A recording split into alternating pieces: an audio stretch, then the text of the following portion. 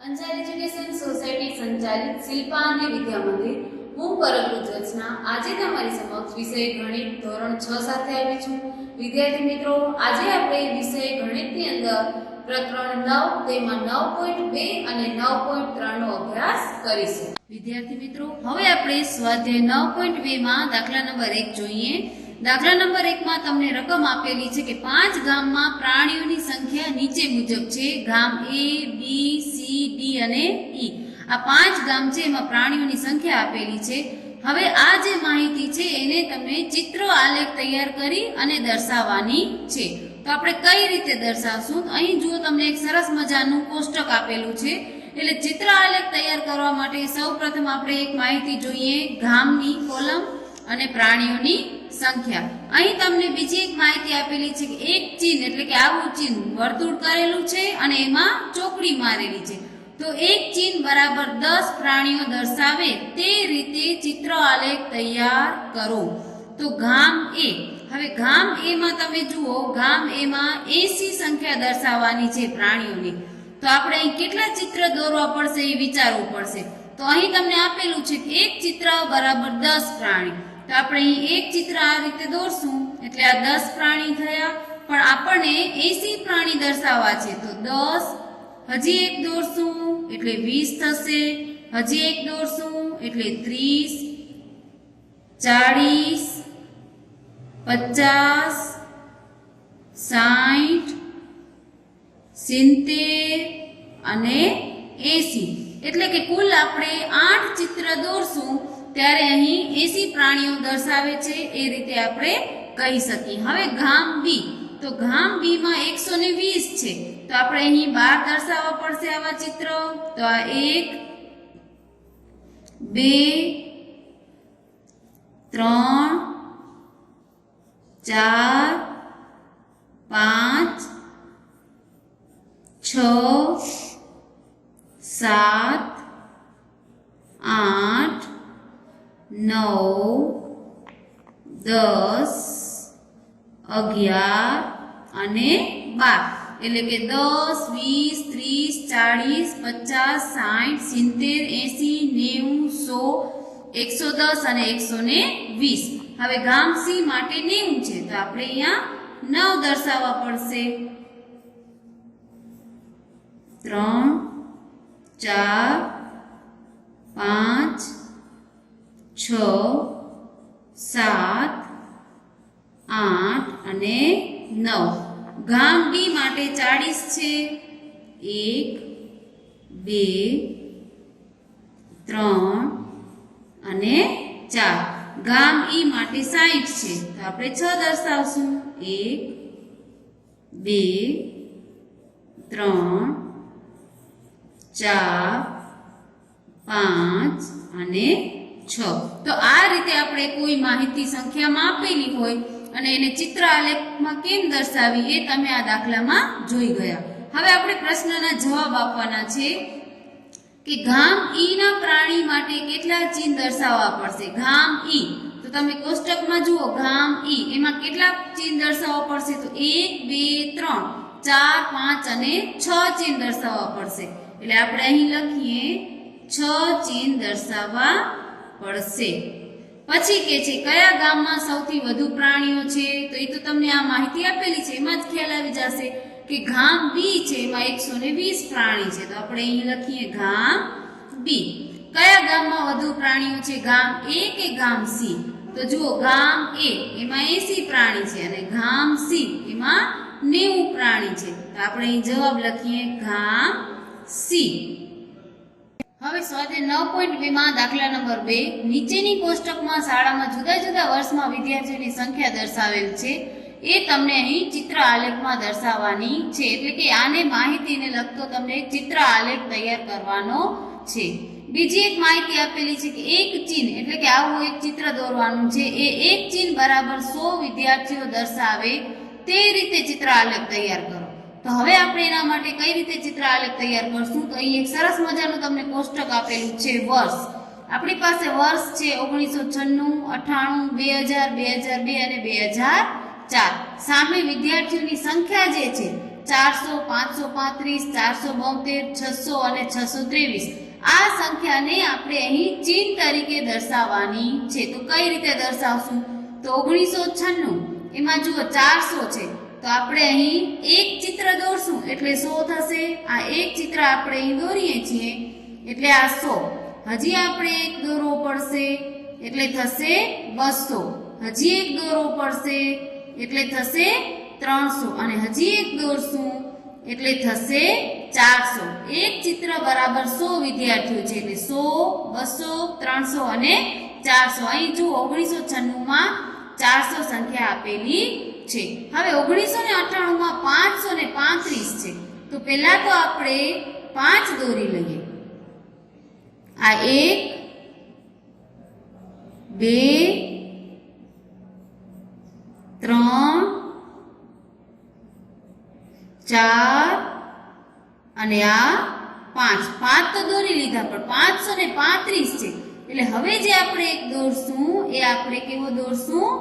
અડધો દોરશું, અડધો ભાગ દોરશું. એટલે કે આપણે અંદાજિત ખ્યાલ આવે કે આ જે ચિત્ર આપેલું છે એના આધારે જો આપણે અંદાજિત સંખ્યા જાણવી હોય તો આ સંખ્યા 500 તો પૂરેપૂરી છે પણ 600 પૂરેપૂરી છે નહીં. એટલે કે 535 સંખ્યા જો દર્શાવવી હોય તો 500 પૂરા અને એક અડધું ચિત્ર આપણે લેવું પડશે. હવે એ જ રીતે 472 છે તો 400 તો આપણે પૂરેપૂરા દર્શાવશું એટલે કે 4 ચિત્રો તો દોરશું જ. આ 2, આ 3 અને આ 4. 4 ચિત્ર 100, 200, 300 ને 400. 400 પૂરા, ઉપર 72 છે તો આપણે એક અડધો ચિત્ર દોરશું એટલે કે 472. પછી છે 600 તો 600 પૂરેપૂરા છે એટલે આપણે 6 ચિત્ર દોરશું. 3, 4, 5 અને આ 6. 100, 200, 300, 400, 500 અને 600. પછી છે 623 એટલે કે ફરીથી આપણે 6 તો પૂરેપૂરા દોરવા પડશે. આ 2, 3, 4, 5 અને 6. 6 તો પૂરેપૂરા દોર્યા. હવે 23 છે એટલે આપણે શું કરશું? અડધો ચિત્ર બીજો દોરશું એટલે થઈ ગયા 623. હવે પ્રશ્નના જવાબ છે કે 2002 ની સાલના વિદ્યાર્થીઓ દર્શાવવા માટે કેટલા ચિહ્નની જરૂર પડશે? તો 2002 એમાં જુઓ કેટલા ચિહ્નની જરૂર પડી? 1, 2, 3, 4, 5 અને 6. તો આપણે અહીં લખીએ 6 ચિહ્ન. 1998 ની સાલના વિદ્યાર્થીઓ દર્શાવવા માટે કેટલા ચિહ્નની જરૂર પડશે? 1998 તો 1, 2, 3, 4 અને 5. તો 5 ચિત્ર પૂરેપૂરા અને એક ચિત્ર અડધું. તો આપણે આ રીતે લખવું પડશે કે 5 પૂરેપૂરા અને એક ચિત્ર અડધું જરૂર પડશે.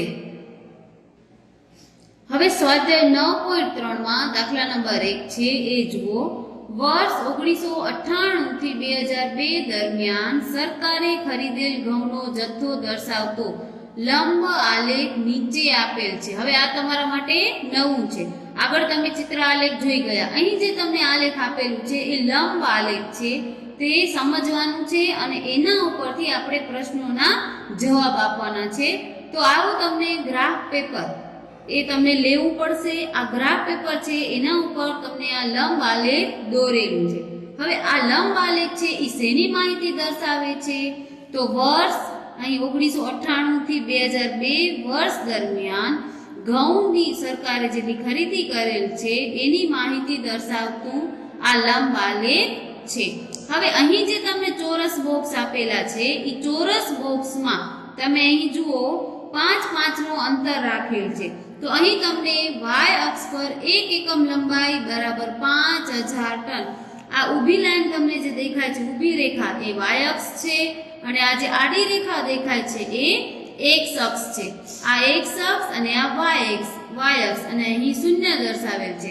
તો અહીંથી અહીંનું જે અંતર છે એ 5000 ટનનું છે. પછી 5 થી 10, 10 થી 15, એટલે કે આ જે અંતર આપેલું છે એ સરખું હોવું જોઈએ. ધારો કે તમે અહીં 5 લખો છો, પછી અહીં 10 લખો છો, અહીં વળી 15, 20 લખો છો, તો એ ચાલે નહીં. અહીં જે દરેક એકમ વચ્ચેનું અંતર છે, અહીં 5 નું અંતર છે, અહીંથી અહીં 5 નું અંતર છે, તો દરેક એકમ વચ્ચેનું અંતર 5-5 એકમ જેટલું જ હોવું જોઈએ. એ આપણે લંબ આલેખમાં ધ્યાન રાખવાનું હોય છે. હવે આ આલેખ ઉપરથી તમે શું જાણી શકશો? તો 1998ની સાલમાં અહીં જુઓ, એ લંબ આલેખ તમને 15 સુધી દર્શાવેલ છે, અહીં સુધી દોરેલ છે. મતલબ કે 1998ની સાલમાં સરકારે ઘઉંનો જથ્થો ખરીદેલ છે, તો એ કેટલો છે? તો 15000 ટન.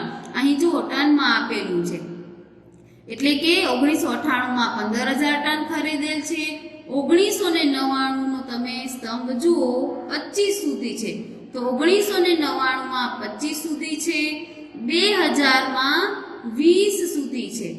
2001માં પણ 20000 ટન છે, અને 2002માં 30000 ટનની ખરીદી કરેલ છે. હવે આ લંબ આલેખ છે, એના ઉપરથી તમને પ્રશ્નોના જવાબ આપવાના છે કે ઘઉંનું ઉત્પાદન કયા વર્ષમાં સૌથી વધુ થયું છે. તો જુઓ, ઘઉંનું ઉત્પાદન કે આ કયા સાલમાં સૌથી વધારે થયું છે, તો તમે નજર કરશો તો સૌથી વધારે અહીં લાંબુ ચિત્ર જુઓ, લંબ આલેખ 2002ના વર્ષમાં છે. તો આપણે અહીં લખી શકીએ કે 2002ના વર્ષમાં ઘઉંનું ઉત્પાદન સૌથી વધુ થયું છે. હવે કે છે ઘઉંનું ઉત્પાદન કયા વર્ષમાં સૌથી ઓછું થયું છે? સૌથી ઓછું, તો સૌથી નીચું તમે જુઓ અહીં આપેલું છે, કઈ સાલમાં છે? 1998માં. ઘઉંનું ઉત્પાદન કયા વર્ષમાં સૌથી ઓછું થયું? તો 1998માં.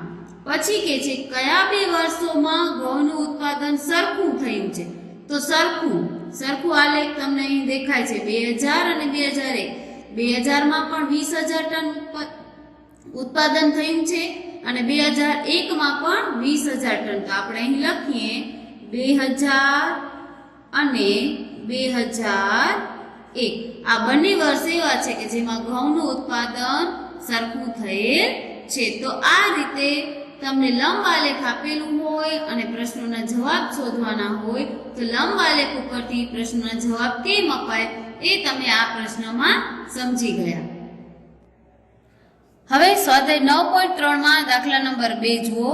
દાખલા નંબર 2માં તમને કઈ માહિતી આપેલી છે? તો સોમવારથી શનિવાર સુધીમાં, એટલે કે એક અઠવાડિયામાં તૈયાર વસ્ત્રની દુકાન છે, એમાં વેચેલા શર્ટ કેટલા વેચાય છે? શર્ટ સોમવારે કેટલા વેચાય છે, મંગળવારે કેટલા વેચાય છે, બુધવારે, ગુરુવારે, શુક્રવાર અને શનિવાર, આ વારમાં કેટલા કેટલા શર્ટ વેચાય છે એની માહિતી દર્શાવતું આ આલેખ છે. અહીં જુઓ, એક શખ્સ પર 1 એકમ લંબાઈ બરાબર 5 શર્ટ આપેલા છે. અહીં તમને વેચાયેલ શર્ટની સંખ્યા અહીં લીધેલી છે. કઈ રીતે? અહીં દિવસ આપેલા છે અને અહીં વેચાયેલા શર્ટની સંખ્યા આપેલી છે. આગળના આલેખમાં આપણે આ રીતે ઊભું આપેલું હતું, આ આલેખમાં આડો આલેખ આપેલો છે. તો કાંઈ વાંધો નહીં, આપણે એ રીતે જોવાનું છે. તો હવે આપણે કઈ રીતે જોશું? અહીં જુઓ, 0 થી 5, 5 થી 10, 10 થી 15, આ દરેક વચ્ચેનું અંતર કેવું છે? 5-5 એકમનું છે, સરખું જ છે. એટલે કે 1 એકમ લંબાઈ બરાબર 5 શર્ટ છે. અહીં તમને દિવસની માહિતી આપેલી છે. હવે આ આલેખ જોઈ અને તમને પ્રશ્નોના જવાબ આપવાના છે કે ઉપરનો લંબ આલેખ કઈ માહિતી આપે છે? તો જે લંબ આલેખ છે એ કઈ માહિતી આપેલ છે? તો અઠવાડિયા દરમિયાન વેચાયેલા શર્ટની માહિતી આપે છે.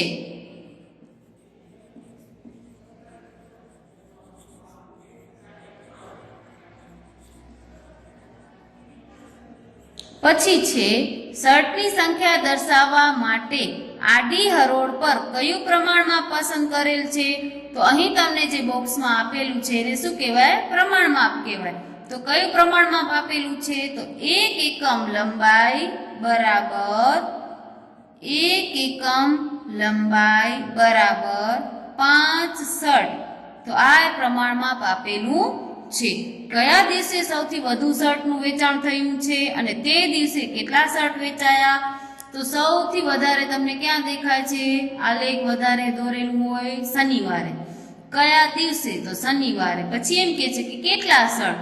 તો જુઓ શનિવારનું જે તમને આલેખ દોરેલું છે ક્યાં સુધી છે?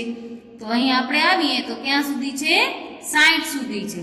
તો આપણે લખીએ શનિવાર અને કેટલા શર્ટ વેચાયા? તો આપણે લખીએ સંખ્યા 60 શર્ટ. કયા દિવસે સૌથી ઓછી સંખ્યામાં શર્ટ વેચાયા છે? તો સૌથી નીચું ક્યાં છે? જુઓ મંગળવારમાં. કેટલા? 10 શર્ટ વેચાયા છે. તો આપણે લખીએ અહીં મંગળવારે. ગુરુવારે કેટલા શર્ટ વેચાયા? તો ગુરુવારના ખાનામાં જઈ ગુરુવાર એનો આલેખ જુઓ ક્યાં સુધી દોરેલો છે? તો અહીં આપણે આવીએ તો ક્યાં સુધી છે? 35 સુધી. તો ગુરુવારે કેટલા શર્ટ વેચાયા? તો ગુરુવારે 35 શર્ટ વેચાયા છે. તો આ રીતે તમને આલેખ આપેલું હોય અને પ્રશ્નોના જવાબ કઈ રીતે આપવા એ તમે આ દાખલામાં સમજી ગયા. હવે જોઈએ દાખલા નંબર 3. દાખલા નંબર 3 માં પણ તમને એક સરસ મજાનું લંબ આલેખ આપેલું છે. આ લંબ આલેખમાં તમે જુઓ હજી જે અર્ધવાર્ષિક પરીક્ષામાં જુદા જુદા વિષયમાં માર્ક્સ મેળવ્યા છે, આ હજી જે માર્ક્સ મેળવ્યા છે એની માહિતી દર્શાવે છે. અને અહીં x અક્ષ ઉપર વિષય આપેલા છે અને y અક્ષ ઉપર એના માર્ક્સ આપેલા છે. અહીં તમને આપેલું છે કે 1 એકમ લંબાઈ બરાબર 10 માર્ક્સ. એટલે કે આ જે અંતર આપેલું છે એ 10 ગુણનું છે. એટલે કે 0 થી 10, 10 થી 20, 20 થી 30 એ રીતે અહીં 90 સુધી દર્શાવેલ છે. હવે આ આલેખનું અવલોકન કરી અને તમને પ્રશ્નોના જવાબ આપવાના છે. તો શું કહે છે કે લંબ આલેખ કઈ માહિતી આપે છે? તો આ લંબ આલેખ જે છે એ કઈ માહિતી આપે છે? તો હજી જે મેળવેલા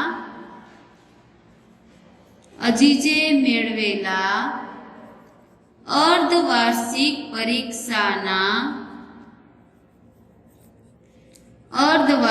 પરીક્ષાના ગુણની માહિતી આપે છે. પછી કે છે હજી જે સૌથી વધુ માર્ક્સ મેળવ્યા છે તે વિશે લખો. સૌથી વધુ માર્ક્સ તમને ખ્યાલ છે કે 10, 20, 30 એમાં સૌથી વધારે અહીં તમને 80 દેખાય છે. 80 જે છે એ સૌથી વધારે છે, પણ વિષય કયો છે? હિન્દી. તો હજી જે હિન્દીમાં 80 ગુણ મેળવ્યા છે. તો આપણે અહીં વિષયનું નામ લખવાનું છે એટલે આપણે લખશું ખાલી હિન્દી. પછી કે છે સૌથી ઓછા માર્ક્સ મેળવ્યા હોય તે વિષય લખો. સૌથી ઓછા તો અહીં જુઓ તમે સમાજશાસ્ત્રનું જે આલેખ છે અહીં સુધી જ છે. એટલે કે 40 ગુણ એણે સમાજશાસ્ત્રમાં મેળવ્યા છે. એટલે આપણે અહીં લખશું સમાજશાસ્ત્ર. દરેક વિષયના નામ અને દરેકમાં મેળવેલ માર્ક્સ લખો. હવે આ પ્રશ્ન તમને તમારી જાતે લખવાનો છે. હું તમને સમજાવું છું. દરેક વિષયના નામ એટલે કે ધારો કે હિન્દી, તો હિન્દીમાં એને કેટલા માર્ક્સ આવ્યા? તો હિન્દીનું આલેખ જુઓ 80. પછી અંગ્રેજી, તો અંગ્રેજીમાં કેટલા આવ્યા? 60. ગણિતનું આલેખ 70. વિજ્ઞાનમાં આવ્યા છે 50. અને સમાજશાસ્ત્રમાં આવ્યા છે 40. તો આ રીતે તમને વિષય લખી અને સામે એના અહીં ગુણ લખવાના છે.